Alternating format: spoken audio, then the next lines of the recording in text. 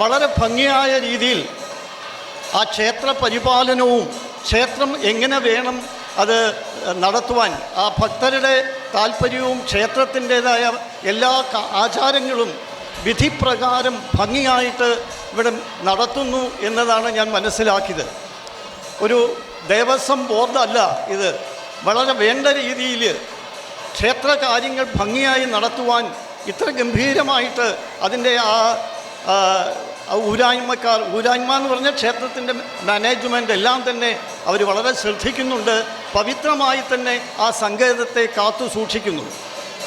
എനിക്കിതിൽ തോന്നിയത് ഏറ്റവും കൂടുതൽ ഒരു പ്രത്യേകത, എങ്ങും കാണാത്തതുപോലെ തന്നെ പരശുരാമൻ്റെ ഒരു പ്രതിഷ്ഠ ഇവിടെ ഞാൻ കണ്ടു.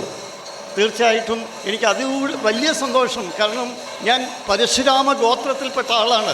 പന്തളം കൊട്ടാരം പാണ്ഡ്യയിൽ നിന്ന് വരുമ്പോൾ അത് സൂര്യവംശം പരശുരാമ ഗോത്രമാണ്. ഭഗവാൻ അയ്യപ്പസ്വാമിയുടെ ദർശനവും അയ്യപ്പസ്വാമിയുടെ കുട്ടിക്കാലം മുഴുവൻ പന്തളത്ത് രാജധാനിയിലായിരുന്നു. അപ്പോൾ അദ്ദേഹം തൻ്റെ അവതാര ലക്ഷ്യങ്ങൾ പൂർത്തീകരിച്ച ശേഷം ശബരിമലയിൽ പോകുന്ന സമയത്ത് അച്ഛനായ രാജശേഖരവർമ്മയ്ക്ക് അദ്ദേഹം വളരെ സങ്കടപ്പെട്ടു. ഭഗവാൻ പോകുകയാണ്, ഭഗവാൻ വിട്ടുപോകുന്നു. ആ ഒരു സങ്കടത്തിൽ ഭഗവാൻ പറഞ്ഞു, അയ്യപ്പസ്വാമി പറഞ്ഞു, ഞാൻ ശബരിമലയിൽ തപസ്സിനായിട്ട് പോവുകയാണ്. അപ്പോൾ ഭഗവാന്റെ അടുത്ത് പറഞ്ഞു, ആ ഒരു അയ്യപ്പ ഗീത അദ്ദേഹം ഉപദേശിച്ചു കൊടുക്കുകയാണ്.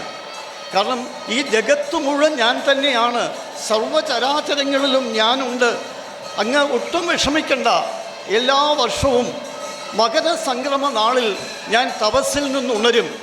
അപ്പോൾ അങ്ങ് എനിക്ക് വേണ്ടി പണിഞ്ഞു വെച്ച ആഭരണങ്ങളുമായിട്ട് രാജകുമാരനായിട്ട് ഞാൻ അങ്ങേക്ക് ദർശനം നൽകാം എന്ന ഒരു വാക്ക് പാലിക്കുവാനാണ് എല്ലാ വർഷവും മകരസംക്രമ സന്ധ്യയിൽ ഭഗവാനെ അണിയിക്കുവാനുള്ള തിരുവാഭരണങ്ങളുമായിട്ട് പന്തളത്തു നിന്നും കാൽനടയായിട്ട് ഏകദേശം 90 കിലോമീറ്റർ 2.5 ദിവസം കൊണ്ടാണ് ശബരിമലയിൽ എത്തിച്ചേരുന്നത്.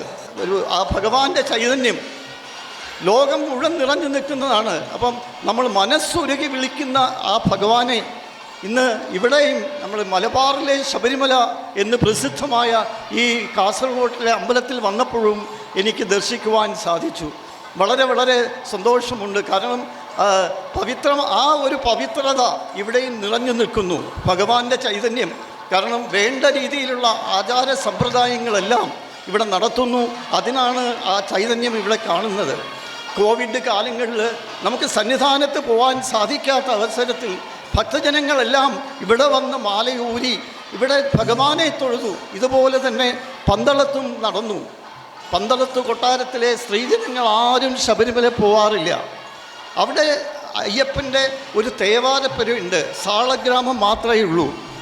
അപ്പോൾ അദ്ദേഹം പോകുന്നതിന് മുമ്പ് പറഞ്ഞിട്ടുണ്ട്, എന്നെ കാണാൻ അവിടെ വരണ്ട, പന്തളത്ത് വന്നാൽ മതി. അവിടെ ആ അമ്പലത്തിൽ ഭജിച്ചാൽ നിങ്ങൾ ശബരിമലയിൽ പോകുന്ന ഫലം കിട്ടും. ഇപ്പോഴും അതനുസരിച്ചുള്ള ആ സമ്പ്രദായങ്ങളെല്ലാമാണ് ഇപ്പോഴും പന്തളം കൊട്ടാരം പാലിച്ചു വരുന്നത്. പിന്നെ അയ്യപ്പസ്വാമിയുടെ ആഭരണങ്ങളെല്ലാം പന്തളത്തുണ്ട്. എല്ലാവരെയും ഞാൻ പന്തളത്തേക്ക് സ്വാഗതം ചെയ്യുന്നു. ഈ നവംബർ മാസത്തിൽ നവംബർ 17 തൊട്ട് ജനുവരി 11 വരെ നിങ്ങൾക്ക് പന്തളത്ത് വന്നാൽ ഭഗവാന്റെ ആഭരണങ്ങൾ കാണാം. അയ്യപ്പസ്വാമി ഓടി നടന്ന ആ ക്ഷേത്രം കാണാം. ആ പരിസരത്തെല്ലാം വരാം. അതിനായിട്ട് അതുപോലെ തന്നെ ഭഗവാൻ വിദ്യ അഭ്യസിപ്പിച്ച ഗുരുനാഥൻ്റെ സന്നിധി, ഗുരുനാഥൻ മുകടി എന്നാണ് പറയുന്നത്, ഇപ്പോഴും അവിടെയുണ്ട്. അവിടെ ഒരു ക്ഷേത്രമുണ്ട്. ഭഗവാൻ പുലിയുമായിട്ട് വന്ന പുലിക്കുന്ന് ഇന്നും പന്തളത്തുണ്ട്. അപ്പോൾ എല്ലാവരെയും ഞാൻ എൻ്റെ സ്നേഹത്തോടുകൂടി തന്നെ എനിക്കൊരു ഭാഗ്യമായി ഇന്ന് ഞാൻ ഈ ക്ഷേത്രത്തിൽ വരാൻ സാധിച്ചത്. കാരണം ശബരിമലയിൽ പോയി രാജപ്രതിനിധിയായി പോയ ശേഷം അനേക ക്ഷേത്രങ്ങളിൽ നമുക്ക് ദർശനം ചെയ്യുവാനും അതുപോലെ ഭക്തജനങ്ങളുമായിട്ട് സംവേദിക്കുവാനുമുള്ള അവസരങ്ങൾ കിട്ടി.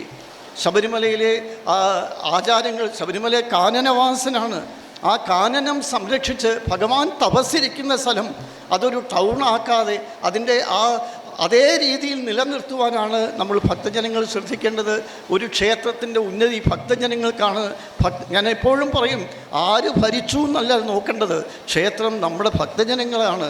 അവിടുത്തെ അതിൻ്റെ ഉയർച്ച ഭക്തജനങ്ങളാണ് നോക്കേണ്ടത്. ഭക്തജനങ്ങൾ അതിന് വേണ്ട കാര്യങ്ങൾ ചെയ്താൽ നമുക്കും ഉയർച്ചയുണ്ടാകും, ക്ഷേത്രങ്ങൾക്കും ഉയർച്ചയുണ്ടാകും. തിരുവിതാംകൂർ ദേവസ്വം ബോർഡ് അത് വളരെ പഴയ ബോർഡാണ്.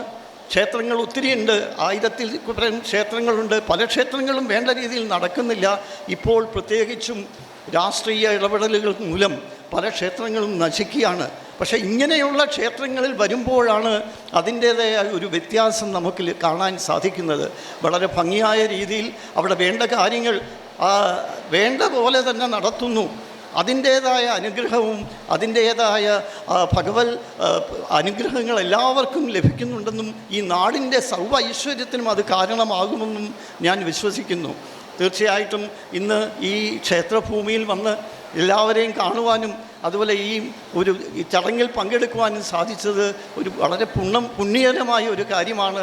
വളരെ തിരക്കുണ്ടെങ്കിൽ തന്നെയും പന്തളത്തു നിന്ന് ഞാൻ ഇവിടെ വന്നത് എൻ്റെ മനസ്സിൻ്റെ ഒരു പ്രാർത്ഥന. കാരണം ഇതിങ്ങനെ വടക്കൻ മലബാറിലെ ശബരിമല തീർച്ചയായിട്ടും ഇന്ന് 18-ാം പടി ഞാൻ കണ്ടു. ഇവിടെ വരുമ്പോൾ ശബരിമലയിൽ നിൽക്കുന്ന പ്രതീതിയാണ്. അയ്യപ്പ സ്വാമി ഇവിടെയുണ്ട്, ഇവിടെ നിറഞ്ഞു നിൽക്കുന്നുണ്ട്.